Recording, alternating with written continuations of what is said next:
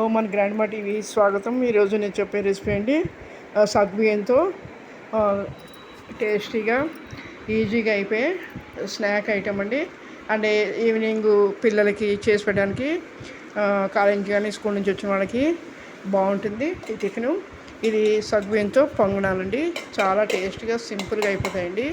కాకపోతే ఒక బ్రేక్ఫాస్ట్ పొద్దున పూట చేసుకుని పడితే ముందు రోజు రాత్రి సగ్గుబియ్యం నానబెట్టుకోవాలి. అదే ఈవినింగ్ స్నాక్ ఐటమ్గా చేసుకునే మాట అయితే మధ్యాహ్నం పొద్దున కానీ మధ్యాహ్నం కానీ ఒక 3 గంటల ముందు నానబెట్టి ఉంచుకుంటే సరిపోతుంది. ఒక గ్లాసుడు సగ్గుబియ్యానికి శుభ్రంగా 2 సార్లు కడగాలి. ఎందుకంటే దాన్ని పిండి అది ఉంటుంది కాబట్టి అది పోయి కడిగి తర్వాత ఏ గ్లాస్తో మనం సగ్గుబియ్యం తీసుకుని అదే గ్లాసు నీళ్ళు పోసి నానబెట్టేసి ఉంచేసేయండి. 3 గంటల వరకు నానబెట్టి ఉంచిన తర్వాత దానికి కొద్దిగా ఒక అర గ్లాసుడు వేసిన కూడా వేయించుకుని అది పొడి చేసుకోండి. బరగ్గా పొడి చేసుకోవాలి. దాంట్లోనే రెడీగా ఉంచుకున్న ఉల్లిపాయ ముక్కలు, కొత్తిమీర, పచ్చిమిరకాయలు వేసుకుని దానికి టేస్ట్కి సరిపడ ఉప్పు, కారం వేసుకోండి. పచ్చిమిరకాయ కారం ఉంటే అక్కర్లేదు, కాకపోతే కారం వేస్తే కలర్ బాగుంటుంది. నేను కొద్దిగా కారం వేసాను. ఒక అర స్పూన్ వేసుకుంటే సరిపోతుంది. అందులోనే కొద్దిగా ఇవన్నీ కలిపి ఒక 2 స్పూన్లు పెరుగు వేసుకోండి. పెరుగు వేసుకుంటే పెరుగు లేకపోతే కనుక ఒక నిమ్మకాయ చెక్క, అర నిమ్మ చెక్క పిండుకోవచ్చండి. ఈ క్వాంటిటీ ఐటము ఇద్దరికి ఫుల్గా టిఫిన్గా సరిపోతాయండి. ఈ పొంగనాలు దీంట్లో పెరుగు వేసుకుని రుచి సరిపో వేసుకుని అది పైన ఒక 2 స్పూన్లు బియ్యపిండి కూడా వేసుకోవాలి. బియ్యపిండి వేసుకోవడం వలన ఇది టేస్ట్ బాగుంటుందండి. ఇది మొత్తం అన్నీ కలిపి అది బైండ్ అవుతుంది. బైండ్ అయ్యి అది కాలినప్పుడు అవి చేసినప్పుడు చాలా క్రిస్పీగా బాగుంటాయండి, కరకరలాడుతూ ఉంటాయి.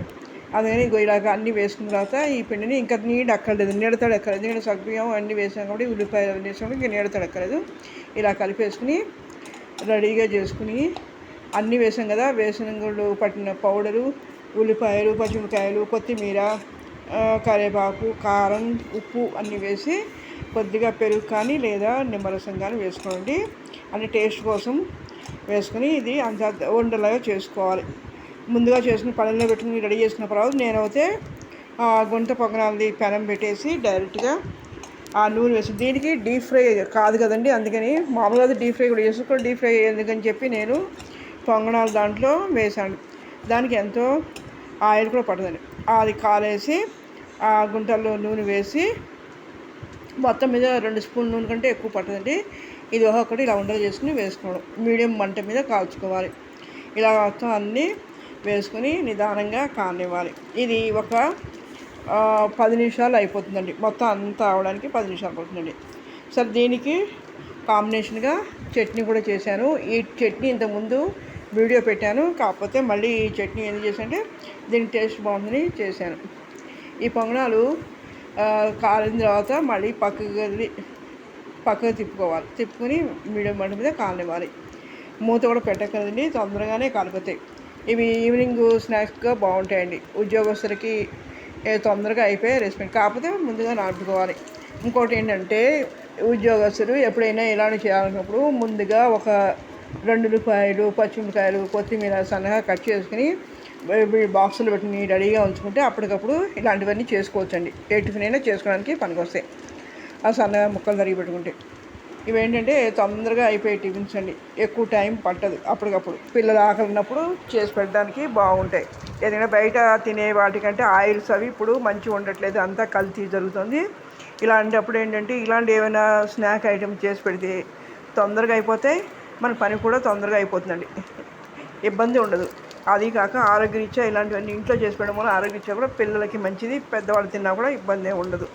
ఇవి అన్నీ రెడీ చేసుకుని కాలనివ్వాలి. కాలిన తర్వాత పక్కన కొద్దిగా డీప్ ఫ్రైగా అవుతాయి. అంటే మనం డీప్ ఫ్రై ఎలా అవుతాయి ఇప్పుడు అలాగే కాలని బాగుంటాయండి. చాలా చాలా టేస్ట్ చాలా బాగుంటాయి. పిల్లల నుంచి పెద్దల వరకు అందరికీ నచ్చుతాయి. ఇది ఉట్టివైనా తినచ్చు, లేదా చట్నీ ఏదైనా ఏ చట్నీ అయినా బాగుంటుంది. నేను టమాటాను ఉల్లిపాయ వేసి చేశానండి. దీనికి ఏం చేశానంటే ముందుగా నేను గిన్నెలో చేశానండి. నూనె వేసి ఒక 2 టేబుల్ స్పూన్ నూనె వేసి దాంట్లో శనగపప్పు, అలాగే ఎండుమిర్చి, ఒక 7 ఎండుమిర్చి, ఒక టమాటా, ఒక ఉల్లిపాయ ముక్కలుగా తరిగి రెడీ చేసుకున్నాండి. ఇవి కాలేలోపు అంటే దీనికంటే ముందు నేను చట్నీ రెడీ చేశాను. ఆ చట్నీ కూడా ఇప్పుడు దీంట్లో పెట్టానండి. ఇవి కాలిన తర్వాత ఒక్కొక్కటి ఇది అలా ప్లేట్లో తీసుకోవాలండి. తీసుకుని అన్నీ రెడీ చేసుకోవాలి. ఈ చట్నీకి ముందుగా మనం చెప్పాను కదా, 2 స్పూన్ల నూనె వేసి దాంట్లో శనగపప్పు అది వేగిన తర్వాత అందులోనే ఎండుమిర్చి మరీ నల్లగా వేయకుండా కొద్దిగా వేగిన తర్వాత దాంట్లోనే ఉల్లిపాయలు వేయించాలి. ఉల్లిపాయలు పచ్చివాసన పోయి వేయించి దాంట్లో టమాటాలు కూడా వేసి కొద్దిగా జీలకర్ర వేసి ఒకసారి కర్రీ పెట్టేసి ఆపేసి చల్లారనివ్వాలి. చల్లారిన తర్వాత ఈలోపు ఈ పొంగనాలన్నీ వేసుకు ఇలా వేసుకుని అన్నీ చల్లారనిచ్చి మిక్సీ పట్టుకోవడం.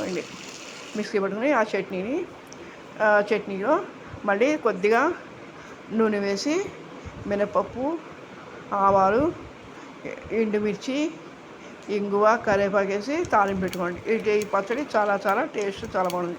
ఈ పొంగనాలన్నీ ఇలా రెడీ అయిన తర్వాత ఈ చట్నీతో సర్వ్ చేసుకోండి. ఇది టేస్ట్ చాలా చాలా బాగుంటుంది. నేను చెప్పిన ఈ క్వాంటిటీ ఐటము ఇద్దరికి ఫుల్గా సరిపోతుందండి. చాలా చాలా బాగుంటాయి, పిల్లలకి నచ్చుతాయండి. మీరు ఇంకా ఎక్కువ అంటే మెజర్మెంట్స్ కొద్దిగా ఎక్కువ తీసుకుంటే సరిపోతుంది. చాలా సింపుల్గా ఈజీగా అయిపోయే టిఫిన్ అండి ఇది. మీరు ఎలా ఉంది చూడండి, ట్రై చేయండి, లైక్ చేయండి, సబ్స్క్రైబ్ చేయండి. చూసిన తర్వాత మటుకు సబ్స్క్రైబ్ చేయడం మర్చిపోకండి. పెద్దవాళ్ళు అయితే తెలియకపోతే కనుక పిల్లల్ని అడిగి సబ్స్క్రైబ్ చేయమని చెప్పండి. కామెంట్ చేయండి ఎలా ఉందో. మీరు నచ్చితే కనుక మరిన్ని మంచి వీడియోలు పెట్టడానికి అవకాశం ఉంది. ఓకే అండి, థ్యాంక్ యూ సో మచ్.